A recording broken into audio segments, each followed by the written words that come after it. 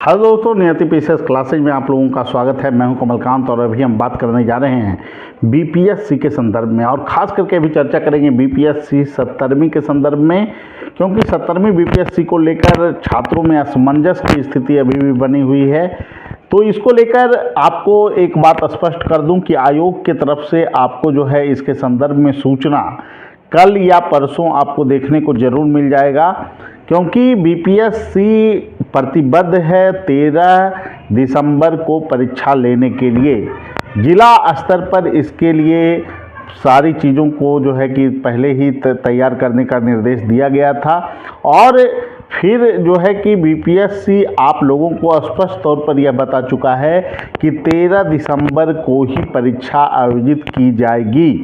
तो इस संदर्भ में जो कन्फ्यूजन है कल या परसों आप लोगों को दूर हो सकता है, इसलिए आप लोग तैयारी में लगे रहें। मैं बार बार बोल रहा हूं कि बीपीएससी जो है आपको 70वीं बीपीएससी के प्रति जो है बीपीएससी पूर्णतः जो है आपको डेडिकेटेड है। आप लोगों की पीटी परीक्षा 13 दिसंबर को ही आयोजित होगी, तो इसके लिए आप लोग तैयार रहें। और जो सबसे बड़ा मुद्दा है कि बहुत सारे लोग कह रहे हैं कि सर जो है रजिस्ट्रेशन होने के बाद फॉर्म फिल नहीं कर पाए, तो इसको लेकर जो प्रयास है उन छात्रों को करना चाहिए। वो चाहें तो सीएम से मिल सकते हैं, मुलाकात कर सकते हैं टाइम लेकर, लेकिन सबसे बड़ा बात यह है कि अब बीपीएससी अपने तरफ से पूरी तैयारी में है।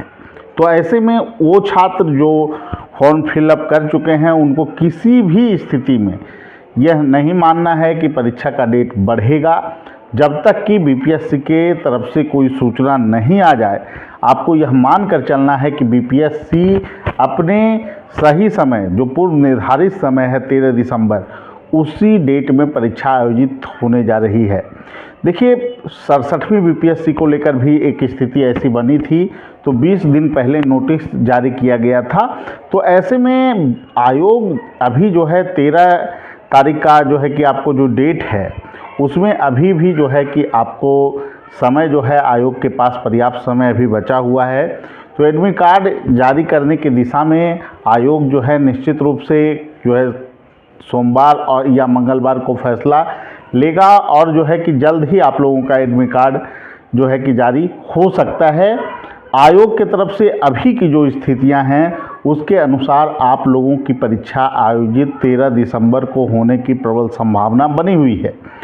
दूसरी नंबर बात, जो बहुत सारे लोग सोच रहे हैं कि नॉर्मलाइजेशन को लागू किया जाएगा, इसको लेकर जो छात्र परेशान हैं, तो मैं आपको बता दूं कि नॉर्मलाइजेशन को लागू करना इतना आसान भी नहीं है।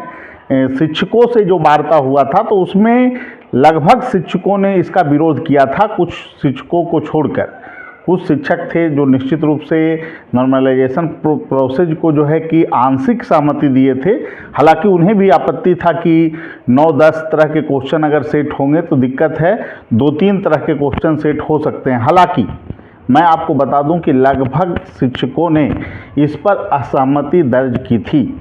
और जहां तक बात है कि बीपीएससी इसे लागू करेगा या नहीं करेगा, तो मैं आपको बता दूं कि छात्रों के से जब तक ओपिनियन नहीं लिया गया, जैसे अतुल प्रसाद जी के समय भी जो ओपिनियन लिया गया था, कोचिंग संस्थान कोई जो है वर्ग है ही नहीं, क्योंकि वो जो समूह है कोचिंग संस्थान वो परीक्षा की तैयारी कराने के लिए प्रतिबद्ध है। उसका जो वो प्रतिभागी मुख्य तौर पे नहीं है कि वो स्वयं परीक्षा में बैठ रहे हैं, इसलिए उनके ओपिनियन को कोई आधार ही नहीं बनाया जा सकता है। तो निश्चित रूप से अगर परिवर्तन करना रहता, अगर निश्चित रूप से अगर 10 लाख की संख्या में आवेदन गिरते तो नॉर्मलाइजेशन के प्रोसेस को बीपीएससी अपना सकता था, लेकिन जो आंकड़ा है वो 5 लाख के आसपास है।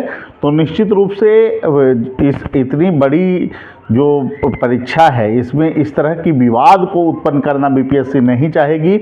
और चूंकि विधानसभा चुनाव सामने हैं, इसलिए आयोग को भी पता है कि इस मुद्दे पर विवाद काफ़ी गहरा सकता है, और जैसे ही इस ढंग से परीक्षा का आयोजन होगा और अलग अलग तरह के प्रश्न छात्रों को देखने को मिलेंगे तो ये विवाद गहरा सकता है, और निश्चित रूप से इससे राजनीतिक जो है कि राजनीतिकरण इस मुद्दे का किया जा सकता है। इसलिए आयोग भी इस बात को पूरी तरह से समझ रही है, क्योंकि विधानसभा चुनाव सामने है और सरकार जो है कि इससे डायरेक्टली जो है कि आयोग प्रभावित होती है। आप समझ सकते हैं कि सीटों की संख्या इतना ज़्यादा इसलिए है क्योंकि सामने विधानसभा चुनाव है। तो इस तरह के कदम बीपीएससी नहीं उठा पाएगी। इतना तो ज़रूर हम लोग समझ रहे हैं कि आयोग इतनी आसानी से जो है नॉर्मलाइजेशन प्रोसेस को लागू कर दे, इसकी संभावना बिल्कुल ही नगण्य है। अगर ऐसा हुआ तो परीक्षा के बाद भी स्थितियां काफ़ी गंभीर हो जाएगी और निश्चित रूप से सरकार पर भी प्रश्न उठ सकता है आयोग के साथ साथ कि मतलब ऐसे कैसे हो गया। और बीपीएससी विवादों में पड़ना नहीं चाहेगी क्योंकि बीपीएससी पहले से ही कई विवादों में है। टीआरई 2 के क्वेश्चन आउट होने के आरोप ईओयू के द्वारा लगाया गया है और टीआरई 3 का क्वेश्चन आउट हुआ, उसके बाद रद्द होकर परीक्षा का पुनः आयोजन किया गया। तो बीपीएससी पहले से ही बहुत सारे आरोप बीपीएससी पे लगते रहे हैं। तो इस तरह के प्रोसेस को बीपीएससी अपनाएगा, इसकी संभावना बिल्कुल भी नगण्य है। तो आप लोगों को परेशान होने की आवश्यकता नहीं है, आप लोग तैयारी करते रहें क्योंकि समय कम है। आप लोगों को जो है निश्चित रूप से 70वीं बीपीएससी के संदर्भ में नोटिस जो है आपको सोमवार या मंगलवार को देखने को मिल सकता है। ठीक है, सभी लोगों को धन्यवाद। फिर अगले वीडियो में मिलेंगे। Thank you.